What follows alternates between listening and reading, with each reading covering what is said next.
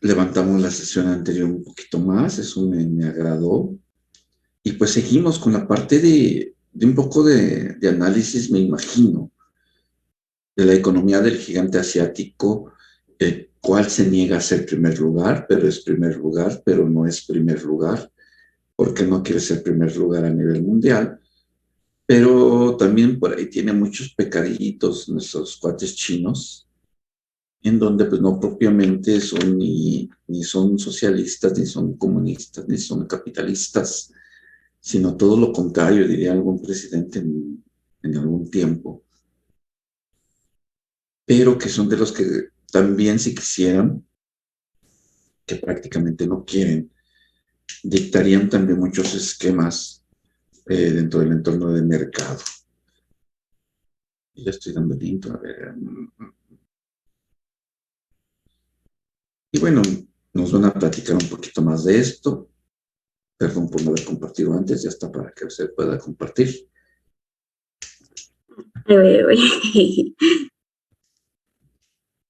Y entonces,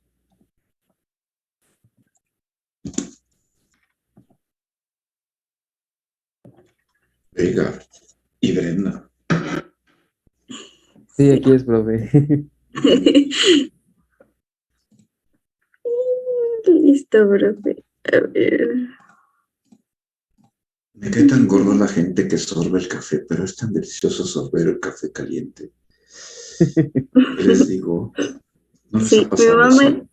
a mi mamá le fastidia que haga eso, pero a mí es la única forma de beber café caliente. Es que el café es como muchas cosas calientes y no es lo mismo. Es como la coca, si la tomas caliente, pues no sabe. La coca es fría y el café caliente. Sí. Ay, No, para aquellos que no les interesa el dato cultural, pues ni modo, ¿no? Bien, Ah, ay, ese ángel se puso, y así se puso bonito, pero bueno. no, profe, acabo de perder una apuesta. ¿De qué o qué?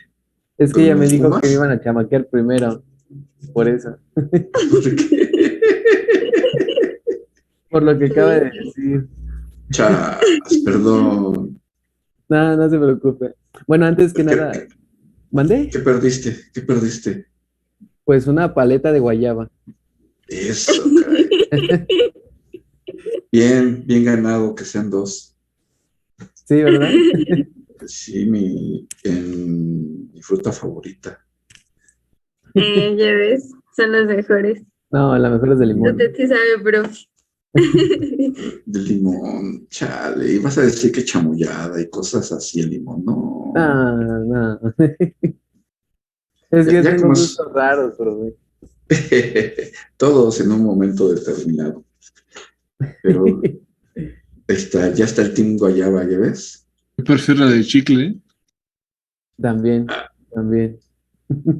La nieve esa es de, así como cuando éramos niños, porque aunque no lo crean, también fue niño y hace muchos años también existía el helado de chicle. Es muy rico, sí, pero no se compara con... No sé si por su rancho vendan los raspados también de guayaba y hay unos mega que le echan fruta y bien ricos, no saben, ¿no? O sea, es otro mundo.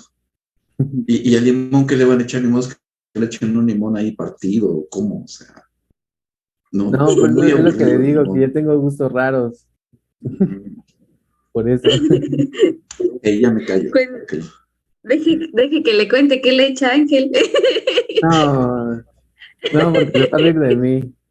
A ver si ya está el chisme. Es que me va a decir, Viene ¿por qué no me Brenda. has dado diarrea? Por eso. ¿Qué le echa Brenda? A ver, Le echa. por tu salud. No, Híjole, no. te va a tener que delatar. Él come paletas de limón con chocolate. No manches. Es que Y de ha donde yo vengo, sobrevivido a pues eso, profe.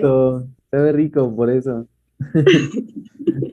Y es lo que le decía a Brenda, que nunca me ha dado diarrea, y eso es lo curioso. No, pues ya se acostumbró el estómago, pero Sí. bueno, para romper esquemas, pues sí, ahí están los famosos torilocos que le echan un buen fregaderas, es que no le echamos chocolate al limón. Pues bueno, después de Claro. este casi monólogo entre nosotros, si gustan, adelante, todo suyo. Me callo. Muchas gracias, profe. Bueno, antes que nada, todos los demás nos pueden escuchar, pueden ver la presentación. Claro. Ah, sale. Muchas gracias. Bueno, antes que nada, muy buenos días a todos. Nosotros vamos a platicar, a analizar, a discernir, a echarnos un tiro loco de análisis sobre el gigante asiático, lo que hoy es una de las potencias más importantes del mundo. Les daremos algunos datos relevantes para que finalmente sepamos hasta qué grado puede llegar este país y sobre todo qué es lo que nos puede principalmente a saber, conocer, aprender de esta nación para que nosotros podamos hacer así en algún futuro. Bueno, lo que vamos a hablar el día de hoy va a ser sobre algunos tópicos que les estamos presentando ahorita. En primer lugar, vamos a hablar acerca del comercio histórico que ha tenido, porque no viene desde el día de ayer todo esto, tiene una historia prácticamente esta potencia, de dónde surge, cuáles son las razones. Vamos a hablar un poquito acerca de la economía, las características de la economía china. Qué mejor intro que nos lo dio el profe sobre que en realidad se quiere decir como una nación prácticamente comunista, cuando en realidad es casi todo lo contrario. Y bueno, al final vamos a hablar acerca de algunas estadísticas, algunos datos relevantes de los retos y la estimación de la economía, qué es lo que se estima, cuáles son los temas que enfrenta todavía el día de hoy, cuáles han surgido y qué ha pasado la economía china, de la cual no se ha desplomado, incluso con varias crisis que se han tenido últimamente. Y bueno, vamos a hablar al final de la hegemonía, algunas conclusiones y pues hemos hecho la presentación con todo el amor de nuestro corazón. Esperemos no aburrirlos. Y si les gusta participar, si gustan agregar algún comentario, pues estamos a su disposición. Vamos a empezar primero con el comercio histórico en China.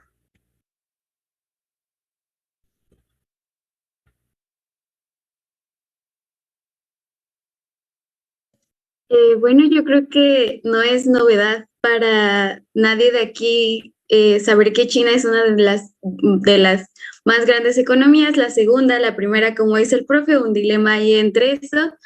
Pero pues quizás algunos de aquí no sepamos qué tan poderosa es o incluso puede ser que no sepamos que es poderosa. Es por eso que nos gustaría empezar introduciendo qué es lo que produce China, qué es lo que lo hace tan poderoso.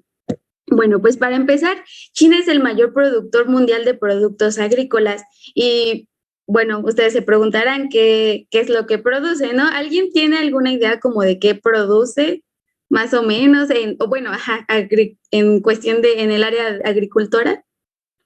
Arroz. No, ¿alguien? Sí, dijo arroz, según yo. Sí, arroz. Sí, perfecto. Bueno, pues China es el mayor productor mundial de productos agrícolas y el mayor productor e importador de arroz. Precisamente justo como lo dijo el compañero, no alcancé a ver quién era, lo siento. La China es uno de los principales consumidores de arroz en el mundo, evidentemente, empezando por ellos. Algunos otros de los principales productos agrícolas que China produce está el trigo, el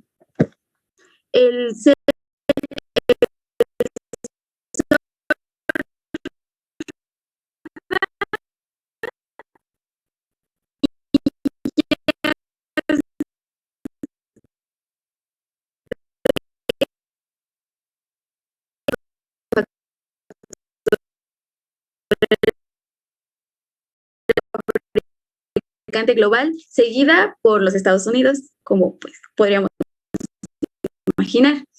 También China es el mayor exportador y el segundo mayor importador de bienes del mundo. Ustedes pues dirán perdón, creo que iba primero el otro. China es perdón, los nervios. China es el mayor fabricante del mundo. pues ¿qué produce China principalmente? Pues tiene influencia en muchas industrias. Las principales industrias están los textiles y prendas de vestir, como calzado, juguetes y productos electrónicos. Tienen una gran influencia en eso, pues no sé, yo creo que muchos han ido a un tianguis, a cualquier cosa por el estilo, y han visto que se venden desde juguetes, zapatos, y muchos de ellos son maquilados en China, y eso hace que sean más baratos y accesibles para para la gente, para todos. También son productores de también dentro de otro fabricante, otro insumo que ellos proveen, son los industriales, la minería y el procesamiento de minerales. Entre ellos está el hierro, el acero, el aluminio, el carbón, el petróleo,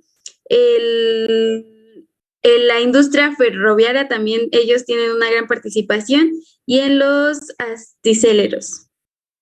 En la industria de la información electrónica, también tienen una fuerte influencia,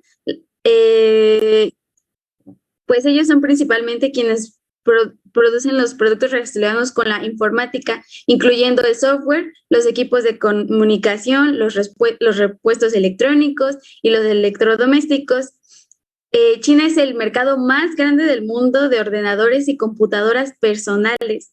La gran mayoría de los teléfonos móviles, computadoras portátiles, pantallas a color y otros productos de esta categoría son producidos en la China y se fabrican para la exportación.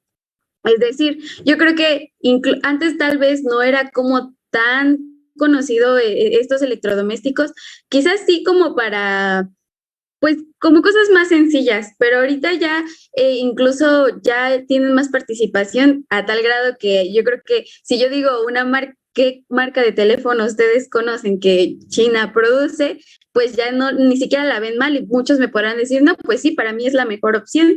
Yo soy partícipe de eso. Creo que la mayoría sabe de qué marca estoy hablando. Y si no, pues es Xiaomi. Y China volviendo un poco, China es el mayor exportador y el segundo mayor importador de bienes del mundo. ¿Y cuáles son esas mercancías que tienen mayor peso en eso? Bueno, en bienes y servicios, el sector de servicios, que incluye finanzas, servicios inmobiliarios, comercialización, transporte y venta al por menor, representa más de la mitad del PIB de China y contribuyó casi al 60% del crecimiento económico en 2018. Los servicios claves en China incluyen el servicio financiero, como ya mencioné anteriormente, la logística. Tienen una gran logística, tanto por tierra como por marítima, principalmente es como su fuerte, ya que pues principalmente como que exportan tanta cantidad de productos, la marítima tiene un gran peso. El transporte, la construcción, todos lo vimos, cómo construyeron tan rápido un hospital cuando se presentó la emergencia sanitaria, el turismo, servicios de alta tecnología, educación, salud y servicios comerciales. China es el mercado de consumo más rápido en crecimiento, y el consumo privado representa el 39.1% del PIB.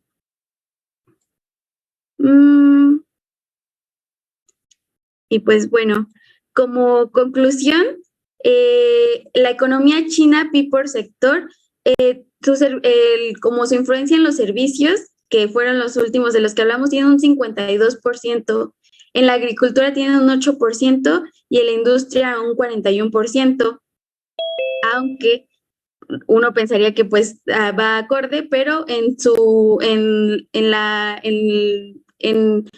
contratación de personas, la agricultura ocupa el 28%, la industria el 29% y los servicios el 44%.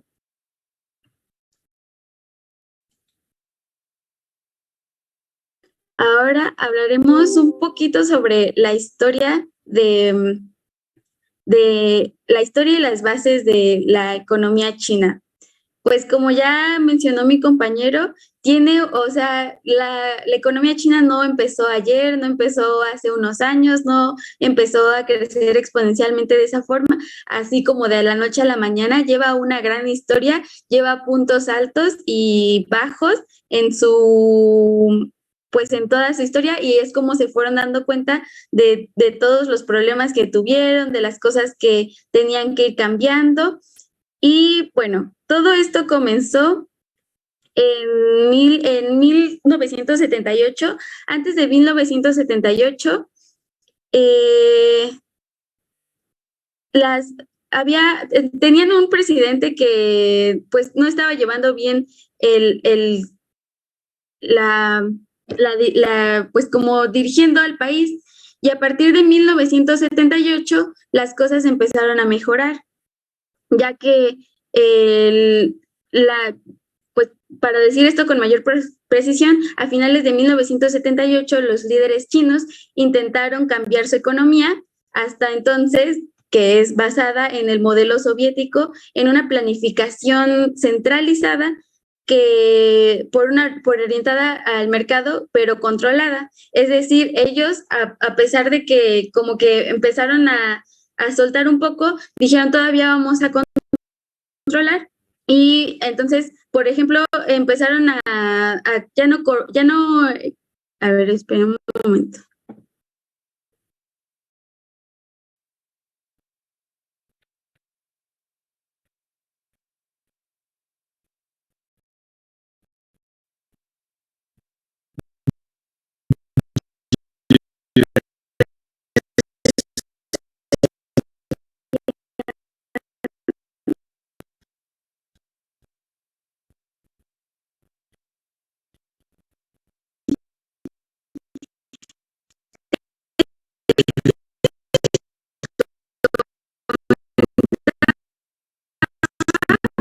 De mercado, por lo pronto solo como que tengan en mente, y al mismo tiempo el gobierno se esforzó, entre otras cosas, en mantener a flote las grandes empresas estatales, muchas de las cuales no habían participado en el despegue de la economía, como que estaban ahí, pero realmente no habían sido partícipes del incremento económico.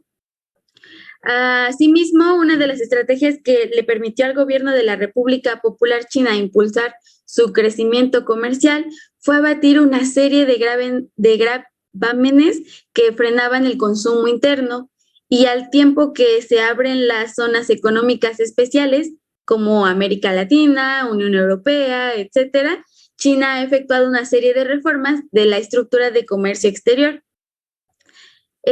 Algunas de estas, entre las reformas al comercio exterior, se pueden mencionar las siguientes. Según un sitio web de la Oficina Central de la Embajada de la República Popular de China en Perú, la primera es que la ampliación de las facultades locales de evaluar y ratificar las exportaciones, fomentando la autonomía, la gestión y exportación de las empresas del comercio exterior. La segunda fue que se ha cambiado básicamente la vieja estructura en la que el comercio exterior era gestionado de manera monopólica por el Estado y estaba altamente concentrado. No se separaban las funciones gubernamentales de las empresariales y se encargaban unificadamente de las ganancias y pérdidas. El Estado redujo paso a paso la administración de los planes de carácter directivo en el comercio exterior y de las empresas respectivas. Es justo lo que decía el profe, que, o sea, están como en ese dilema de que si son socialistas, si son capitalistas, si son, porque en ese punto ellos decidieron como el Estado ya no tenía el control total, y le daban un poco de permiso a las empresas extranjeras de tomar el control de algunos sectores de producción, que ellos le llaman como débiles, pero ya permitían el paso de que no solo ellos se encargaran de toda la administración, el Estado no se encargara de todo. La tercera es que se establece poco a poco el sistema de administración en que se regula el comercio exterior con los métodos económicos, como los impuestos aduaneros, las tasas de divisas, los créditos, etcétera. Con todo eso, se dotó de facultades a las administraciones públicas locales para fomentar, gestionar y apoyar las actividades de comercio exterior, así como para agilizar los trámites al no tener que ser un sujeto de manejo directo de los órganos centrales de gobierno. Ese sistema adoptado por la República Popular China como parte de su proceso de incorporación y adaptación a las transformaciones de la economía mundial, propiamente en el marco de la referida globalización, conserva las características del gobierno socialista. A pesar de todo eso, aún conserva las características del gobierno socialista. Es por eso que se le domina que es un mercado socialista. En él, un punto vital es el correspondiente a lo que la Oficina Comercial de la Embajada China de México denomina como los sectores definitivos de la economía china, o sea, industria y campo. Acerca de dichos sectores, el Estado chino conserva la propiedad de más del 80% de las empresas que lo integran, o sea, si se ponen a pensar, es un gran porcentaje. Lo mismo sucede con los sectores estratégicos de la economía china. En materia de petróleo y energía eléctrica, el gobierno conserva la exclusividad de la propiedad y operación de las empresas que explotan, procesan y distribuyen estos valiosos recursos. Es decir, pues como notamos, ya como que permiten a otras empresas extranjeras encargarse de cosas como la industria, pero cosas como el petróleo y todo eso, el Estado se sigue encargando completamente de esto y ellos se encargan completamente de explotar y procesarlo y distribuirlo. Y de acuerdo con información proporcionada en el 2003 por Zhao Chunjiang, secretario de la Oficina Comercial de la Embajada de China en México, las empresas del sector consumo, también denominada industria ligera, es decir, en ello entran las motocicletas, los electrodomésticos, computadoras, entre otros, están abiertas a la inversión extranjera, justo como les mencionaba anteriormente, eso sí, está abierto a la inversión extranjera. Eso, conforme todo eso sucedió, antes de ello tuvieron como una recaída, pero después se fueron recuperando a través de todas esas reformas aplicadas. Pero de alguna u otra forma, pues ellos tenían que volver como al juego, ¿no? Entre los países. Entonces, lo que ellos hicieron es que desde el año 1978, para acomodarse a las prácticas internacionales, China presentó oficialmente la solicitud para recobrar su posición de país signatario en el Acuerdo General de Aranceles Aduaneros y Comercio en 1986. En el año 1995, se fundó la Organización Mundial de Comercio y China empezó con las negociaciones para incorporarse a esa organización, cosa que por los demás países no fue como muy aceptado, porque como mencionó el profe al inicio, o sea, ellos como que decían, pues es que eres capitalista o no eres, entonces sí te vamos a dejar pasar, pero, o sea, quieres pasar sin ser y tener los beneficios que esta te ofrece sin serlo. Y ellos principalmente mencionaban que China estaba limitando el mercado libre.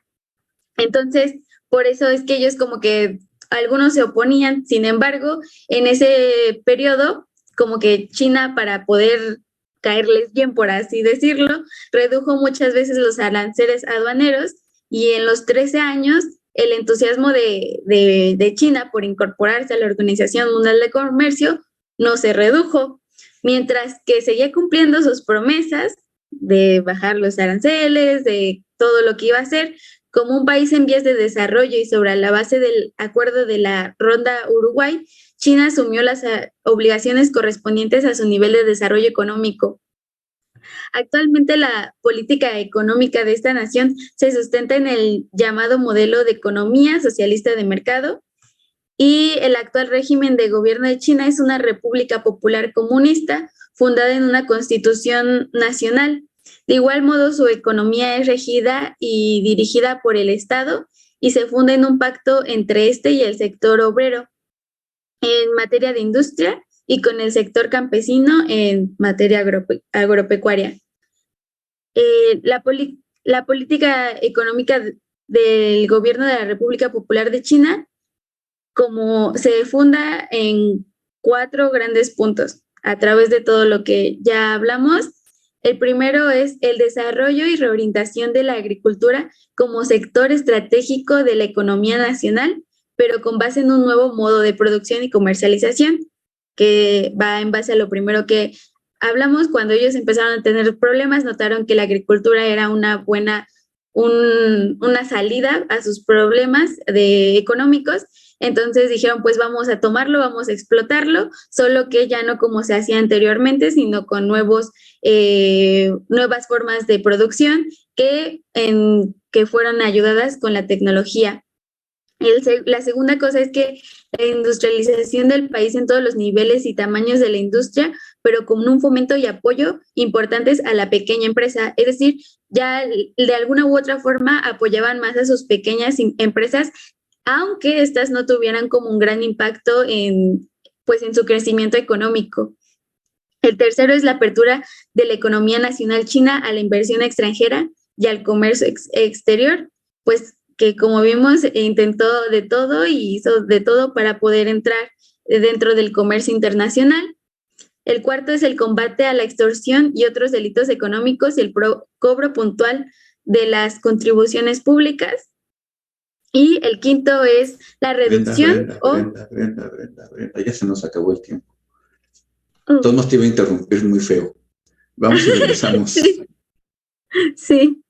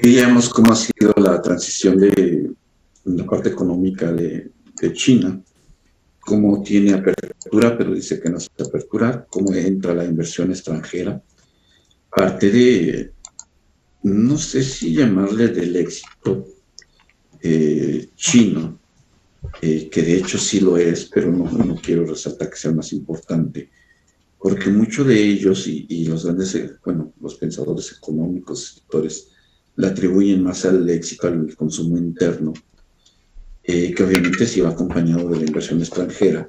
Pero, por ejemplo, en nuestro país tuvimos mucha inversión extranjera, pero no tenemos consumo del mercado interno, que es algo que adolecemos y que no se nos ha permitido. Bueno, no nos hemos permitido, porque realmente no es que nos dejen, nuestro malinchismo nos ha ganado, y tal vez, y solo tal vez, porque al final de cuentas no sabemos cómo se comportaría el mercado, si nosotros tuviéramos ese tipo de cultura, los productos mexicanos serían más accesibles para nosotros mismos. Pero son varios factores que vayan viendo, y a lo mejor no entra para nada la comparativa, pero son no secretos, sino oportunidades de apertura de mercado que pueden dar un poco más de certidumbre a la economía de un país. Pero ya, creo que ya son todos. Continuamos, venga, por favor. Sí. que se movió. Bueno. Y ya pues como último punto es que la reducción o eliminación de diversos, lograron la eliminación y reducción de diversos grámenes que frenaban el consumo interno. Esto precisamente refuerza justo lo que acaba de decir el profe, que ellos principalmente cuando vivieron todo esto se enfocaron en primero lograr como consolidar su consumo interno y ya después que ya estaba como más estable todo dentro de su país, intentaron salir al comercio internacional, pero no sin antes como poner todo en orden dentro de ellos.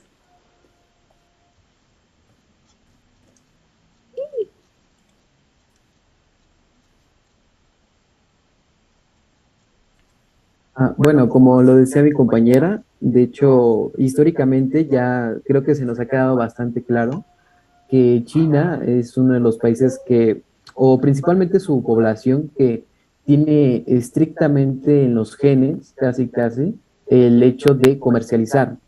De hecho, históricamente se supone que las civilizaciones japonesas y coreanas se habían derivado a través de familias chinas que no, que emigraron prácticamente del país por algunos problemas precisamente políticos.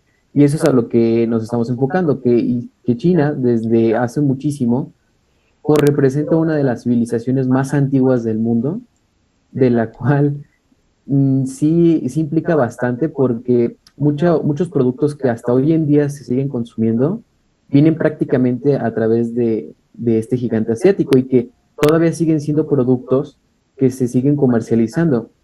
Estamos hablando de productos que llegaron a surgir sin algún problema en más de un milenio de antigüedad y se siguen comercializando de manera brutal y sobre todo en algunos contextos incluso políticos, ya que algunos productos totalmente esenciales de los que ha fabricado puede ser principalmente lo que es la pólvora y la tinta, de las cuales históricamente se ha, bueno, con base a lo que hemos investigado, se ha dado de notar que China ha sido en algunos momentos en la historia, si no es el que ha sido principal en algunos sectores, a veces a veces la gente en algunos problemas incluso políticos y epidemiológicos, porque hasta lo que se conoce ha sido foco totalmente de la propagación de la COVID-19 y pues en algún momento dado cuando fueron los imperios europeos fue el principal foco que científicamente se reconoce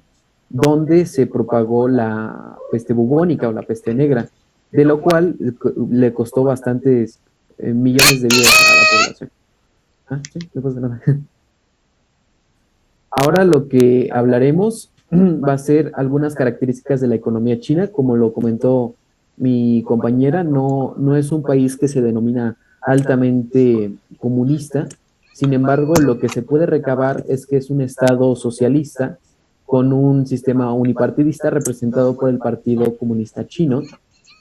Y pues recursivamente estamos hablando de un país que evidentemente tiene características comunistas como socialistas, de la cual pues se definen. Sin embargo, no somos partidariamente con la idea que son 100% a la lealtad ideológica que tienen, ya que tanto el sistema capitalista que confronta a Estados Unidos como el sistema comunista que lo confronta a China, pues algunas ideas completamente implementadas a la economía e incluso a la política se la han abstraído uno al otro, es decir, hay algunas ideas capitalistas que están dentro de el aspecto comunista chino y viceversa, hay algunos planes completamente comunistas que han incorporado los estadounidenses para mejorar la forma en la que se relacionan con todo el mundo. Y bueno, otras características que podemos mencionar es acerca de hablar de... ¿Se me trabó la pantalla? O... Ok, gracias. Bueno, el nivel de competitividad. Como lo hemos estado hablando, conceptualiza China, uno de los países más importantes del mundo, conceptualiza los aspectos del sistema rival, que es el sistema capitalista, como es el factor de la producción y el consumo, como lo había dicho el profesor, es un país que prácticamente no se le puede decir de manera tan grata que sea un éxito chino el hecho de la inversión extranjera, porque de hecho hasta lo comenté con Brenda en privado, que una de las cosas pilares en las cuales se les puede caracterizar a los chinos es prácticamente la forma en la que producen. Producen de manera extremadamente loca y eso hace que a nivel que analizan un poco el sistema capitalista, donde, como lo vimos en sesiones pasadas, la producción y la forma del consumo es totalmente crucial para que el sistema en producción en serie no se detenga, pues el hecho que en alguna medida algunas empresas necesitan como tal responder a una cantidad específica de demanda, alguna de las veces no se puede llegar ni siquiera con el factor de producción a completamente atenderla, lo cual pues es algo que a pesar que sean mercados extremadamente perfectos o que incluso no lo sean por muchos o pocas empresas que existan, ese es el papel fundamental por la cual China conserva uno de los mayores bienes internacionales en el mundo, porque precisamente muchas compañías como tal han sido invertidas precisamente bajo ese concepto, donde el cual los chinos tienen conceptualmente la forma en la que se produce y de manera rápida. Y una de las cosas que vamos a hablar en su momento son por las cuales, ¿por qué China lo hace prácticamente tan potente?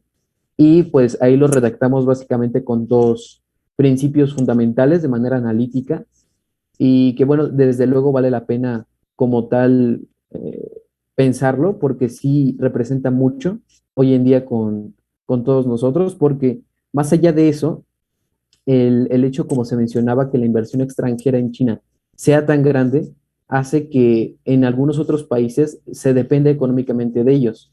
Entonces, es como muchas formas en las cuales si le va mal económicamente a China, le va a ir peor a otros países que económicamente dependen de ellos, como es en el caso de México, como últimamente pasó el tema de la inmobiliaria de Evergrande, me parece, donde prácticamente todos los indicadores económicos en todo el mundo se desplomaron precisamente porque la inmobiliaria fue una inmobiliaria tan grande que precisamente al declive, al momento en que se declinó, pues muchos fondos se desviaron completamente y eso implicó bastante en las acciones mexicanas incluso. Pero pues sí, es algo muy importante que un país como tal no se ate las cadenas con otro porque ese tipo de cosas puede implicar bastante en la forma de producir las cosas. Bueno, otra característica fundacional que puede tener el país del gigante asiático del Oriente es el socialismo de mercado que comentaba mi compañera, en el cual es un sistema económico y un modelo que se desarrolló empleado a la República Popular de China, en el cual, tras muchos contextos que ha pasado a través de la historia como tal el país, se han implementado al final una serie de políticas o modelos económicos de los cuales han sido prácticamente exitosos, entre comillas, dado a que pues tiene un gran nivel de organización que sí es muy bueno aprender para que en México pueda suceder, ya que aquí se han implementado varios modelos económicos y la mayoría prácticamente ha fracasado, cosa que con China no ha llegado a ser el punto. De hecho, ha llegado a ser impresionante el crecimiento económico que han tenido.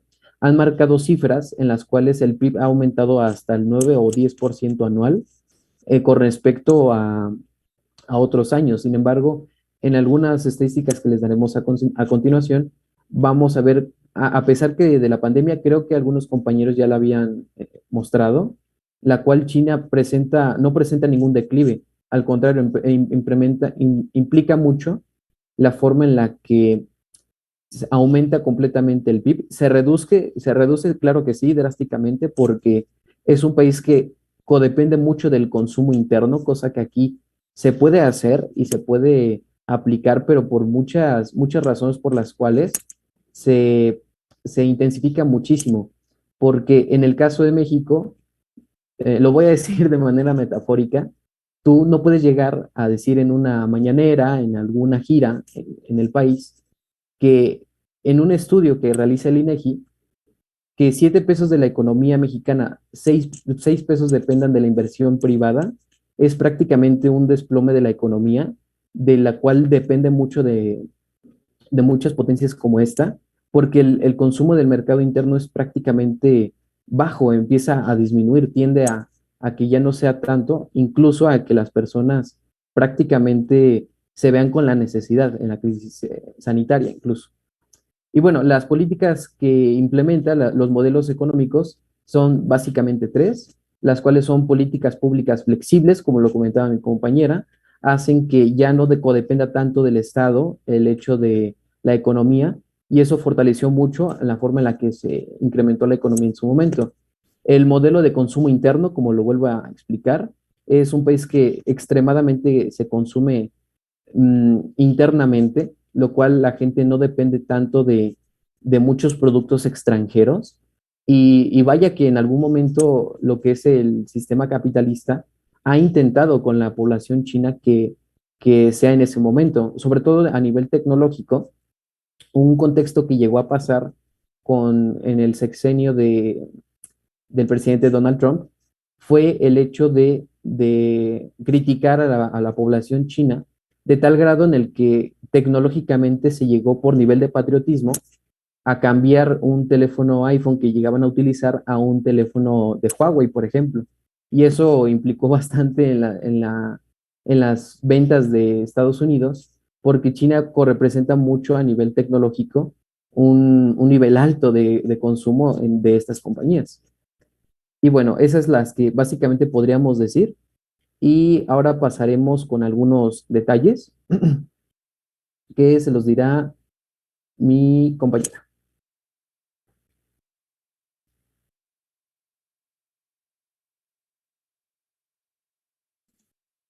Bueno, pues yo creo que todos hemos visto imágenes de China, porque, bueno, yo no he tenido la oportunidad de estar ahí, pero ¿alguien me podría decir cómo se ve China así en imágenes, en videos, de gente que ha grabado videos por las calles? Que, bueno, yo por lo que he visto es que existe mucho venta, mucha compra. Parece como si fueran promociones, no sé. Bueno, además de que existe mucha población, pues la compra es excesiva. Bueno, más que nada por el conocimiento, pero sí llega a parecer, exacto, parece tianguis. Sí, Sí, sí, eso es muy real. En cualquier lugar ves pilas y montones de cosas, pues a veces parecen como chácharas que cuestan muy baratas, ya sean, yo he visto como montones hasta de cosas como de celulares bien baratos o de audífonos, cosas así súper baratas. Sí, eso tiene razón, es muy cierto.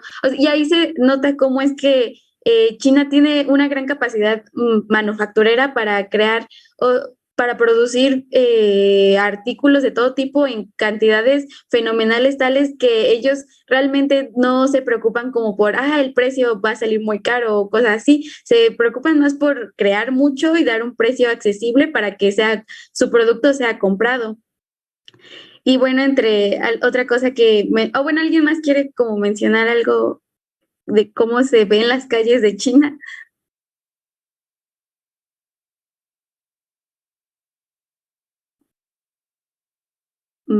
No, creo que no. Entonces, bueno, pues yo no sé ustedes, pero he visto como videos de influencers, gente que va a China, de gente que viaja, que camina por las calles y al cruzar hay miles de personas, o sea, para donde veas está lleno de personitas, parecen hormiguitas. Eh, y precisamente es esto a este va el siguiente tema, que es la gran sobrepoblación que tiene China. El gigante asiático ha sido uno de los países más poblados desde siempre. Se calcula que en el siglo IV antes de Cristo la población de China contaba con más de 20 millones de personas, mientras que la población del continente europeo apenas superaba los 2 millones de personas. Entonces, como podemos darnos cuenta, eso no es algo que sucedió apenas ayer, ¿no? Ya tiene mucho tiempo que tienen demasiada gente Y China cuenta hoy con más de 1.350 millones de personas, según las estadísticas oficiales, aunque muchos informes aseguran que esta cifra podría superar los 1.500 habitantes debido a las dificultades del control demográfico en las zonas rurales o más apartadas del país. Justo lo que mencionaba antes, hay zonas rurales en las que realmente están como olvidadas. Sin embargo, el gigante asiático se enfrenta a enormes desafíos poblacionales. Tras muchos años de control demográfico basado en su impopular pero necesaria política del hijo único. No sé si ustedes sabían que eso existía, pero ellos tienen una política del hijo único que creo que ya fue como renegada, pero sí, ellos tienen una política del hijo único como una forma de controlar esa gran población que tienen.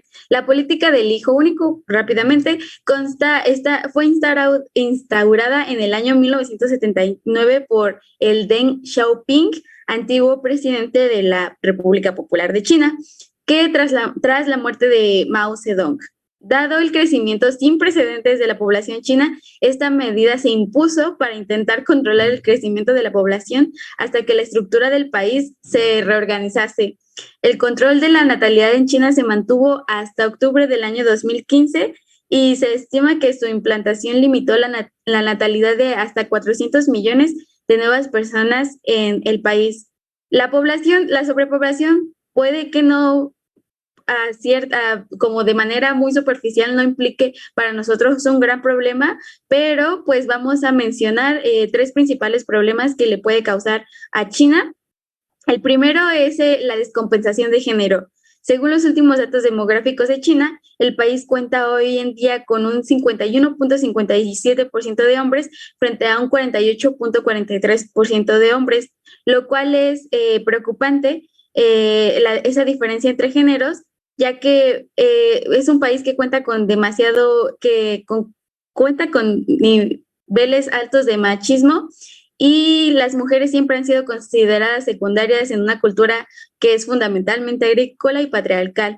Debido a esas tradiciones, durante la época del control de la natalidad en China, miles de niñas fueron abandonadas o abortadas para evitar la prohibición.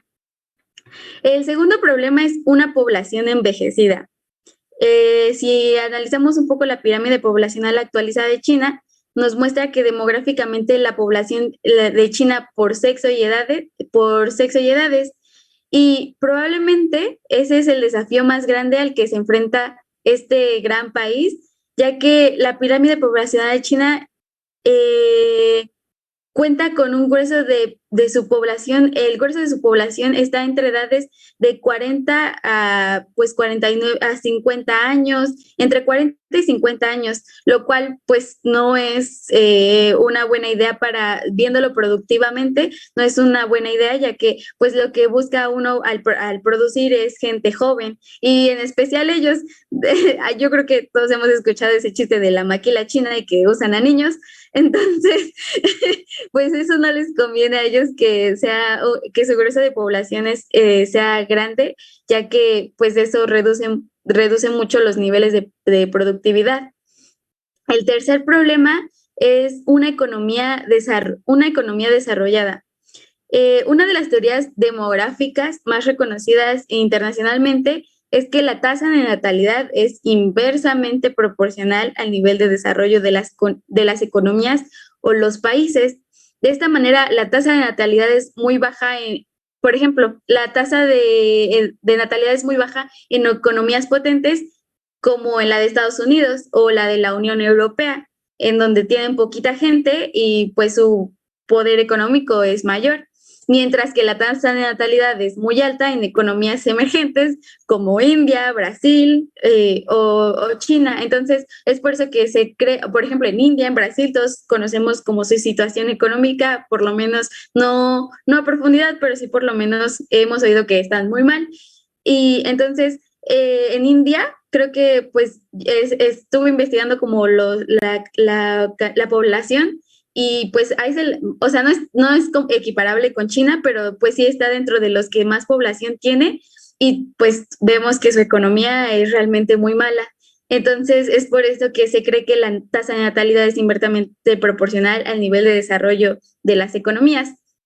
Sin embargo, la condición económica emergente de China es meramente temporal, ya que el tamaño de su clase media es cada vez más grande y la riqueza está llegando a cada vez más familias. Es presumible que con el desarrollo de la economía, la tasa de natalidad en China comience a reducirse y su población comience a estancarse. Entonces, nuestro gran gigante asiático corre un gran riesgo si no cuida como su número de población y pues si no como sigue con esa política del hijo único y eso podría causar que las estimaciones de crecimiento en China aumenten totalmente muy, muy desenfrenadamente.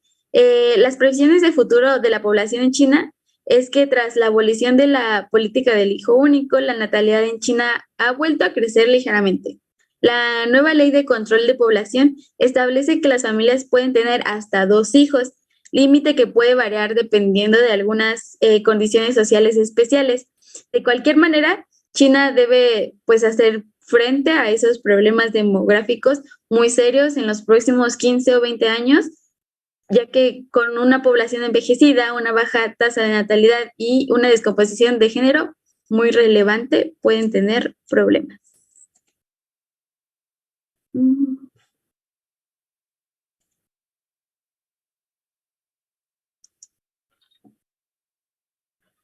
Ahora mi compañero les hablará un poco acerca de la forma de producción. Bueno, como lo hemos estado comentando, ¿por qué es tan competitivo y demandado finalmente una potencia tan grande como lo es China hoy en día? Y bueno, la forma en la que nosotros hemos podido interpretar ha sido por dos razones, en las cuales creo que vagamente lo hemos desarrollado a través que se los comentamos. La primera es la forma de producción. Producen drásticamente mucho para ser concretamente específicos, pero de cierta manera producen de manera exacta. Es decir, lo que llegan a producir no llega, va con esa logística en la cual no tengan esas posibilidades en la que se pueda quedar en bodegas y sea altamente consumible para tanto las personas como las propias empresas que tienen que adquirir los productos en la mayoría.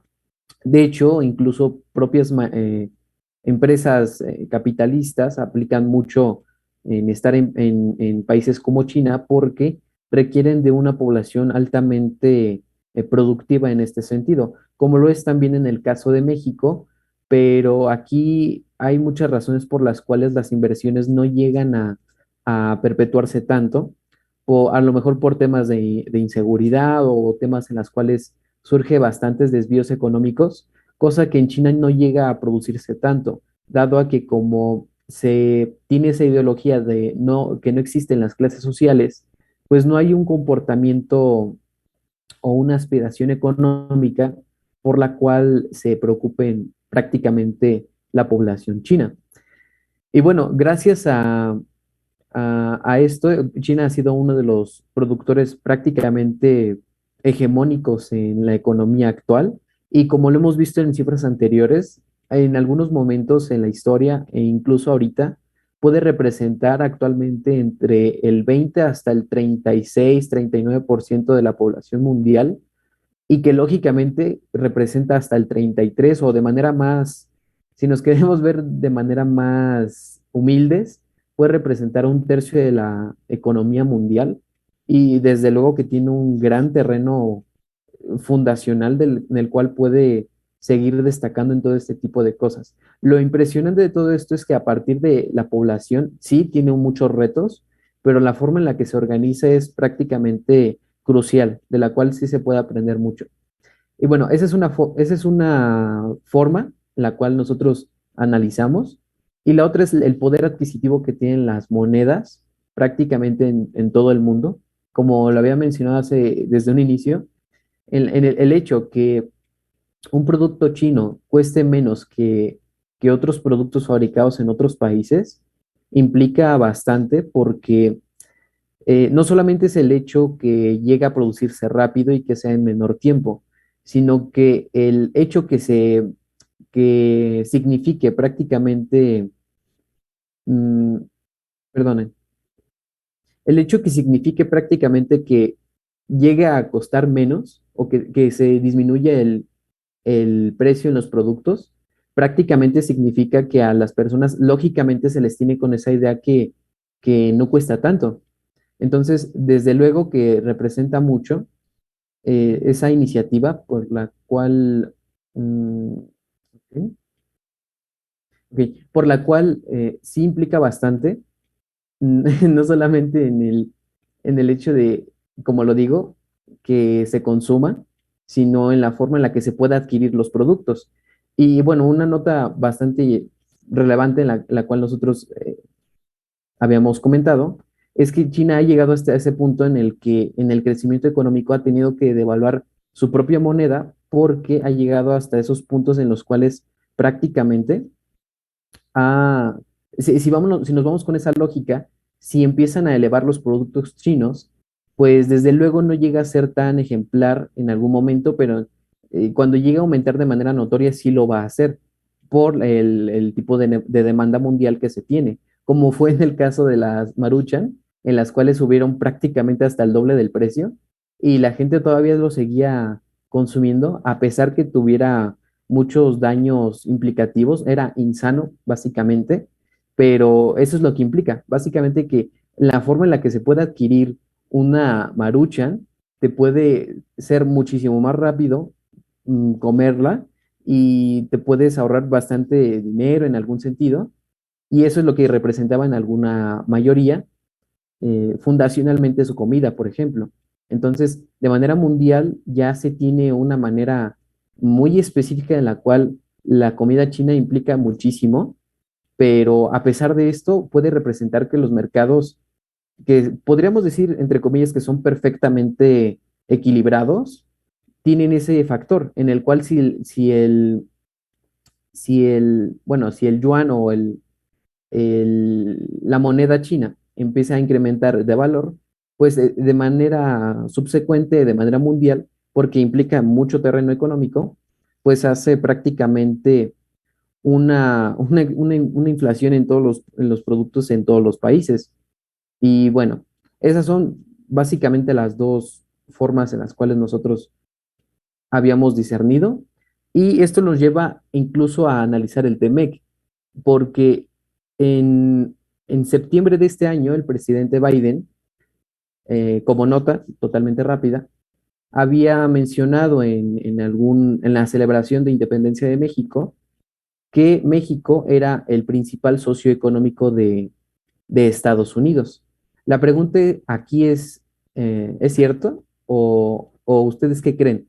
Porque con base en las fuentes que hemos recopilado de la BBC News, incluso lo más notorio de todo esto es que China, a través que gradualmente han pasado los años, ha sido un país que prácticamente ha aumentado su nivel de importación y exportación con Estados Unidos, más en conjunto de Canadá y México. Es decir, el propio TEMEC eh, no es tan, le puede hacer competitividad a China, pero China no se ve de manera tan drástica en estas cifras en las cuales se le pueda dar competencia, cosa que dio como relevancia a nuestro querido y amado presidente en la visita a Washington últimamente, que se le puede dar frente, pero a esto es a lo que vamos, como si les gustaría participar. ¿Sería buena o mala señal para el TEMEC que China sea el socio económico principal de Estados Unidos? ¿Alguien tiene alguna idea? ¿Tiene algún punto vago, por así decirlo?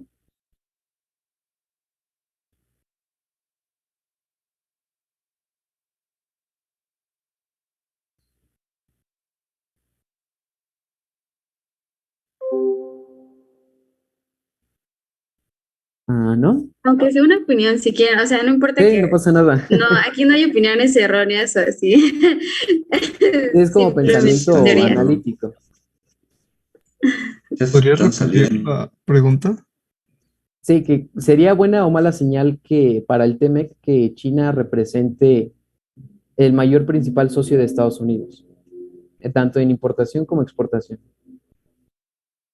Pues Mala, mala para nosotros, ¿no? pues sí, Y pero buena ¿por para qué? Estados Unidos.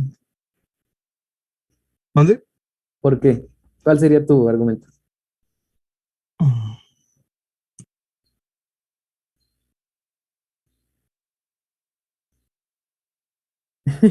Justifica tu respuesta.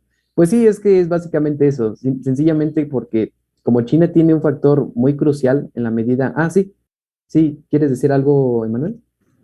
Sí, bueno, yo creo que sería malo porque se supone que el Tratado de Libre Comercio era para que no hubiera aranceles entre Canadá y México y pudiéramos, ¿cómo decir? Comercializar productos libremente. Y si China fuese socio de Estados Unidos, pues significaría que también hubiese aranceles, por lo que nuestra capacidad de exportación disminuiría. Gracias. Ya. ¿Y quieres decir algo, Michelle?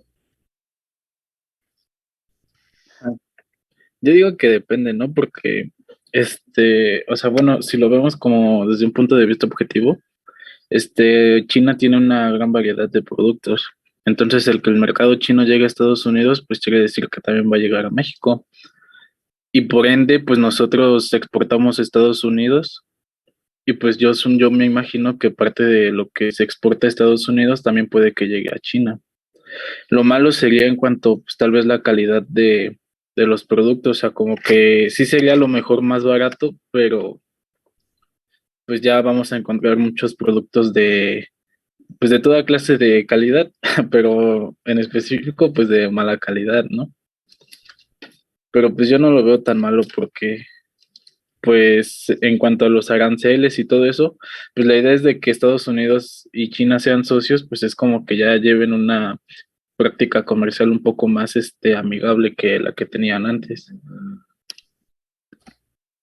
Sí, precisamente porque el tema que han comentado nuestros compañeros, cuando fue el tema de los aranceles del acero, pues no se tenía tantas relaciones en el TEMEC y se tuvieron que renegociar todas estas políticas y acuerdos económicos, de los cuales, pues, y ese es el dato importante de lo que nos puede llevar este análisis, que un solo país como China, sí, puede ser grande, pero un solo país que tenga esa capacidad de potencia económica, sí es un poquito riesgoso y en algunas ocasiones, en algunos sectores sí puede ser beneficioso, porque, bueno, a partir de lo que nosotros investigamos, incluso habían artículos que decían que México pudo haber sido o puede ser un protagonista muy importante en la cual pueda globalizar sus productos por la guerra económica que se tiene entre Estados Unidos y China. Entonces, si las cosas empiezan a aumentar con impuestos como son básicamente los aranceles,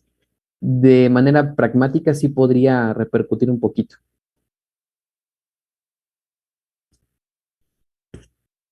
Bueno, después de esto vamos a hablar acerca de los retos y la estimación del futuro de la economía china.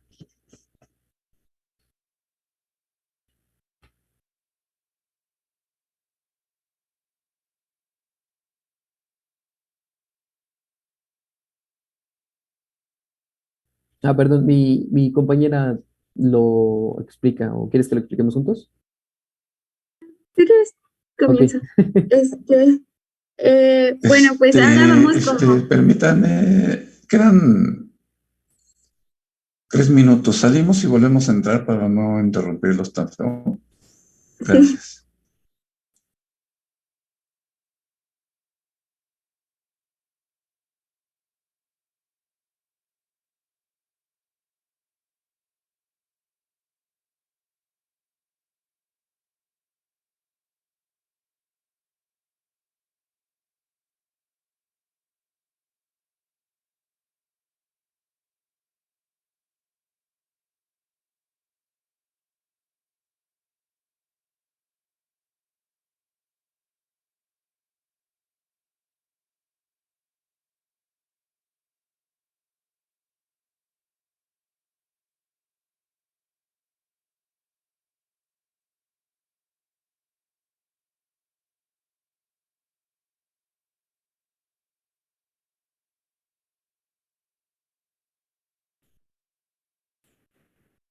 Adelante, creo que ya están todos.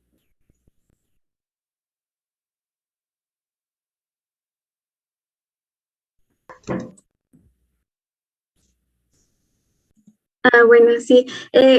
Ya vamos como el tema ambiental, porque también es importante.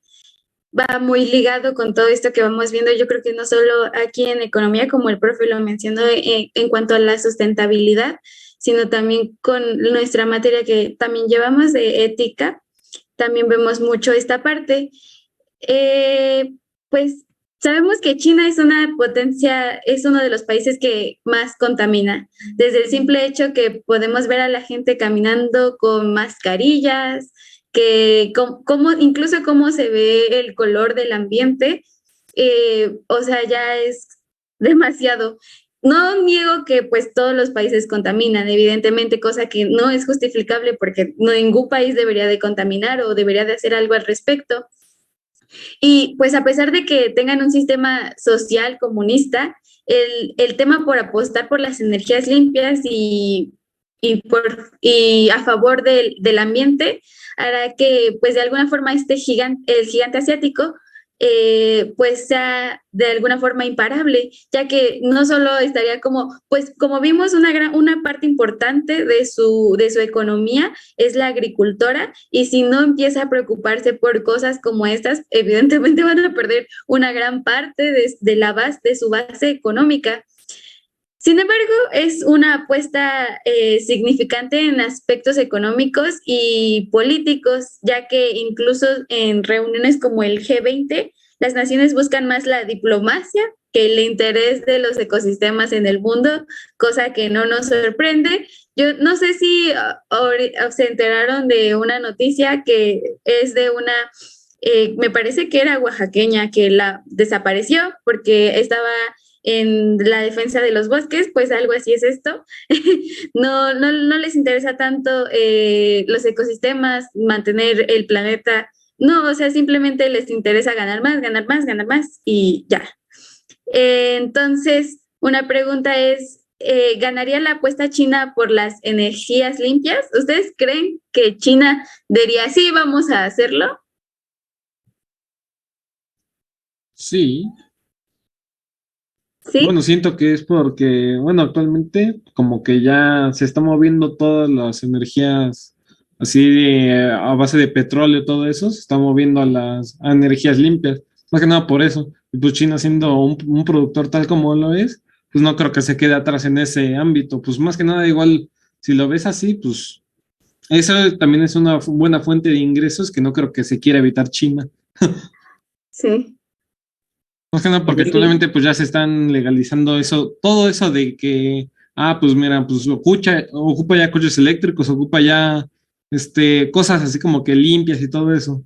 Y como que de cierta forma te da cierto beneficio el gobierno para eso, para que tú las ocupes, ¿no? Y pues siento que siendo alguien como China, pues no se va a quedar atrás y pues, pues sí, a obtener dinero, ¿no? Sí, creo que Michelle quería comentar algo. Gracias, compañero. Siento que también parte de la contaminación de China es de que, o sea, pues es mucha población, entonces, o sea, como que teniendo en cuenta cuánta gente es la que cocina al día, o sea, generan muchas emisiones de dióxido de carbono, más aparte de los automóviles, o sea, siento que no depende tanto desde el punto de vista de producción, o sea, sino del cotidiano, o sea, de forma cotidiana, dado que es un país con exceso de población, pues van a contaminar aunque ellos no quieran. Y de hecho, pues muchas empresas estaban tomando medidas, o sea, para sostenibilidad. China igual tiene varias empresas que se dedican a eso. Y de hecho, Xiaomi creo que era el que estaba desarrollando un tipo de filtro para el agua. O sea, como que desde el punto de vista empresarial siento que no es tanto la contaminación, sino ya es de forma cotidiana.